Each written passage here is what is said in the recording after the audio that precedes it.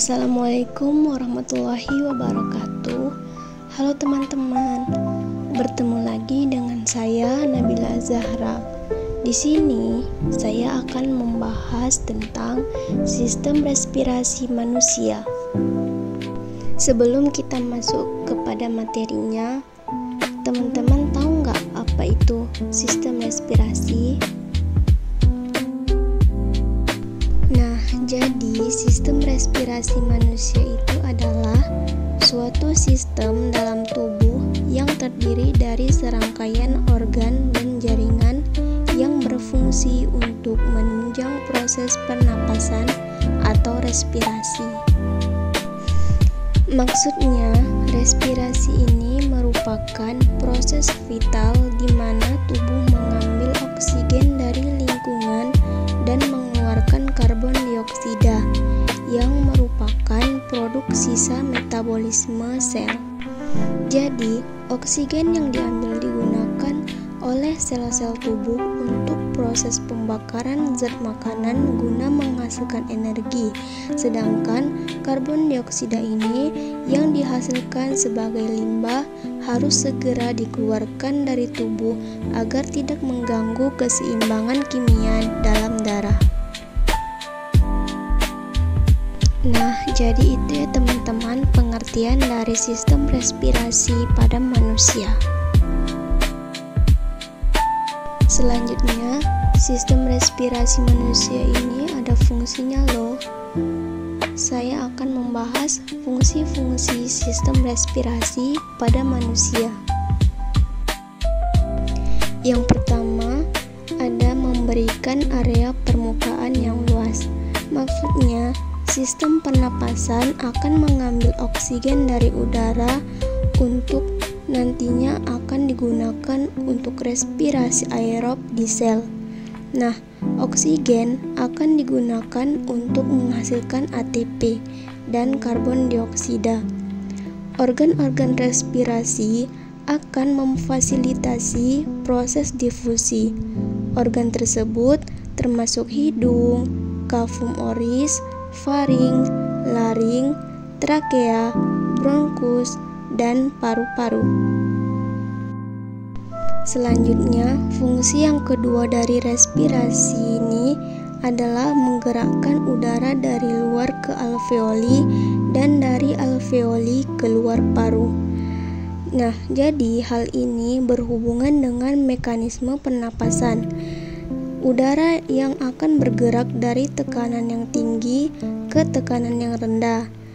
Nah, saat otot-otot interkostalis externus dan diafragma kontraksi, maka paru akan mengembang dan tekanan dalam paru akan lebih rendah dari tekanan di luar tubuh, sehingga udara akan masuk ke dalam saluran pernapasan. Setelah itu, otot-otot pernapasan ini yang tadi akan mengalami relaksasi dan membuat tekanan dalam paru akan lebih tinggi. Maka, udara dalam paru akan bergerak keluar tubuh. Selanjutnya, fungsi yang ketiga yaitu melindungi permukaan saluran pernafasan dari dehidrasi, perubahan suhu, atau variasi lingkungan lainnya. Maksudnya, saluran pernapasan ini bekerja dengan menyaring, menghangatkan, dan melembabkan udara yang masuk, melindungi permukaan mukosa yang lebih halus pada sistem pernapasan bagian bawah. Di sisi yang lain, saluran tersebut juga berfungsi mendinginkan kembali dan menghilangkan kelembapan udara saat ekspirasi. Fungsi yang terakhir yaitu menghasilkan suara untuk berbicara. Maksud fungsi dari ini yaitu dari sistem respirasi ini diambil alih oleh laring. Laring adalah speaker canggih yang dapat berfungsi untuk menyalurkan udara dari faring ke trakea, tetapi juga mempunyai mekanisme untuk menghasilkan suara. Saat fonasi kartilago arytenoid dan plika vokalis menjauh dan udara terdorong melalui rima glottidis yang tertutup. Nah, gerakan ini menyebabkan plika vokalis bergetar satu sama lainnya dan menghasilkan suara.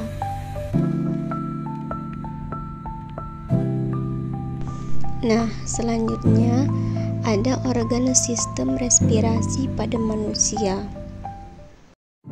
Di sini ada 8 organ sistem respirasi pada manusia. Yang pertama yaitu hidung. Nah, organ hidung ini berfungsi sebagai alat pernapasan dan salah satu panca indera manusia yaitu indera pembau. Hidung terdiri dari atas beberapa bagian, yaitu lubang hidung, rongga hidung, dan ujung rongga hidung. Di dalam rongga hidung banyak terdapat rambut, kapiler darah. Kondisi di dalam rongga hidung ini juga selalu lembab dikarenakan adanya lendir yang dihasilkan oleh selaput mukosa. Organ yang kedua yaitu faring. Faring merupakan persimpangan jalan masuk udara dan makanan. Nah, letaknya tepat di depan tulang leher yang berhubungan dengan rongga hidung, rongga telinga tengah, dan laring. Faring ini merupakan persimpangan antara rongga mulut ke kerongkongan dengan hidung ke tenggorokan. Selain penting bagi pencernaan, faring juga mempunyai peran penting bagi sistem pernapasan. Organ yang ketiga yaitu laring. Laring seringkali disebut dengan nama pangkal tenggorokan atau kotak suara. Laring tersusun dari beberapa tulang rawan yang membentuk jakun. Nah, fungsinya pada waktu menelan makanan, katup pangkal melipat ke bawah menutupi laring sehingga mencegah terjadinya makanan yang masuk ke dalam laring. Sedangkan ketika bernapas, epiglottis justru akan membuka sehingga udara dapat masuk. Itulah sebabnya kita tidak bisa menelan dan bernapas secara bersamaan. Selanjutnya ada trakea. Nah, trakea ini di mana udara yang masuk melewati trakea terlebih dahulu sebelum memasuki bronkus. Trakea atau batang tenggorokan merupakan bagian organ pernapasan yang mempunyai bentuk seperti pipa dan mempunyai panjang sekitar 9 cm.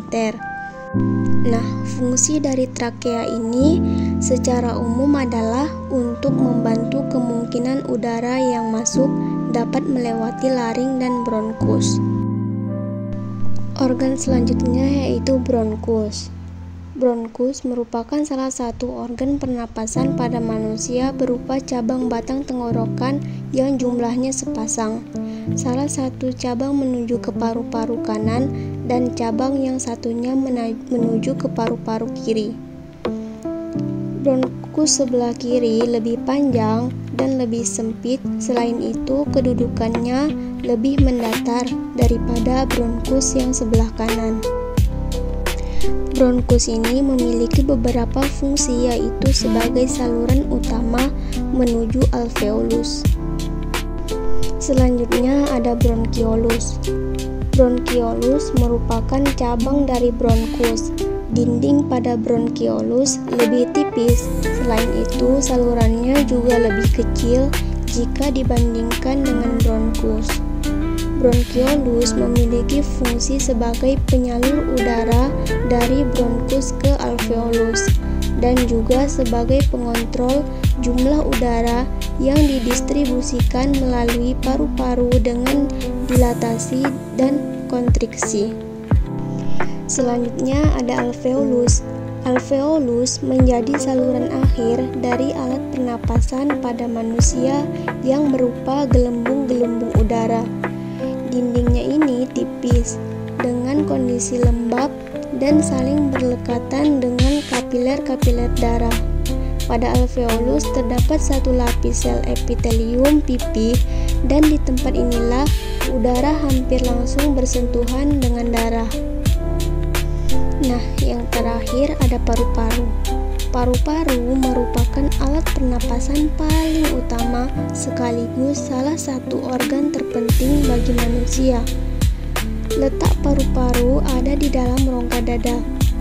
Lebih tepatnya di sebelah kanan dan kiri, dan di tengahnya dipisahkan oleh jantung. Paru-paru sebelah kanan memiliki 3 belahan atau lobus, sedangkan paru-paru kiri terbagi menjadi 2. Setiap belahan atau lobus tersusun atas lobula. Nah, selanjutnya ada faktor yang mempengaruhi frekuensi pernapasan pada manusia. Yang pertama yaitu usia. Semakin tua seseorang, maka semakin rendah frekuensi pernapasannya. Yang kedua, jenis kelamin. Secara umum, pria memiliki tingkat pernapasan yang lebih tinggi daripada wanita. Yang ketiga, ada suhu tubuh. Suhu tubuh ini, semakin tinggi suhu tubuh seseorang, maka semakin cepat pula laju pernapasannya. Hal ini berkaitan dengan peningkatan proses metabolisme yang terjadi di dalam tubuh. Selanjutnya yang keempat ada posisi atau kedudukan tubuh. Yang kelima ada aktivitas. Kemudian di sini ada mekanisme pernapasan manusia. Ada 2 mekanisme pernapasan pada manusia. Yang pertama, pernapasan dada.